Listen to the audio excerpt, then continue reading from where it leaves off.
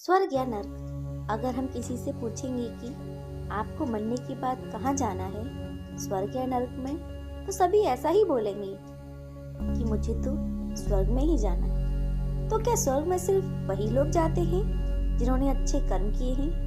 क्या नर्क में वही लोग जाते हैं जिन्होंने बुरे कर्म किए होते हैं? ज्यादातर लोगों को यही लगता है कि जिसने अच्छे कर्म किए हैं वो स्वर्ग में जाते हैं और जिसने बुरे कर्म किए हैं वो सब नर्क में जाते हैं। ये कहानी एक साधु और नर्तकी की है।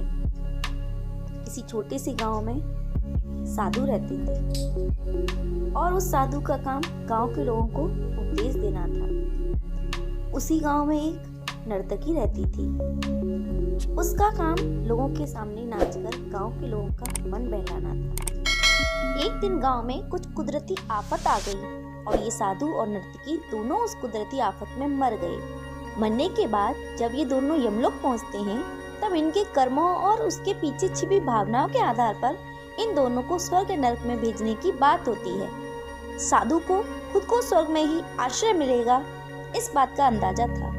दूसरी तरफ नर्तकी के दिमाग में कुछ भी ऐसा नहीं था।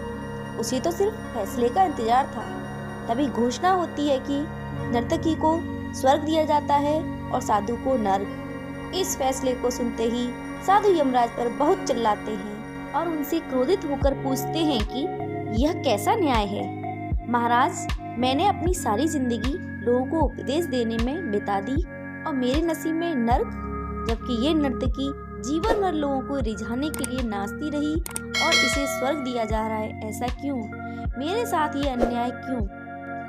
यमराज ने साधु को शांति से उत्तर देते हुए कहा कि ये नर्तकी अपना पेट भरने के लिए नाचती जरूर थी, किंतु उसके मन में यही भावना थी कि मैं अपनी कला को ईश्वर के चरणों में समर्पित कर रही हूँ, जबकि तुम लोगों को उपदेश देते हुए भी यह सोचते थे कि काश तुम्हें भी नर्तकी का नाच देखने को मिल जाए। यमराज ने साधु से यह भी कहा कि तुम ईश्वर के इस महत्वपूर्ण संदेश को भूल गए कि इंसान के कर्म से अधिक कर्म करने के पीछे की भावनाएं मायने रखती हैं और तुम्हारे इस कर्म के पीछे की भावनाओं के हिसाब से ही तुम्हें नर्क मिला है।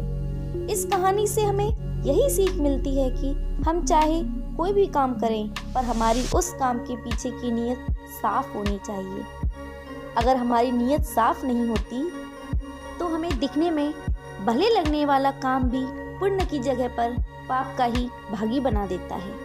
दोस्तों, अगर वीडियो पसंद आई हो, कहानी पसंद आई हो तो एक लाइक, एक शेयर और सब्सक्राइब करना ना भूलें। ऐसे ही कहानियाँ सुनने के लिए हमारे चैनल पर बने रहिए और अपना कीमती समय देने के लिए धन्यवाद।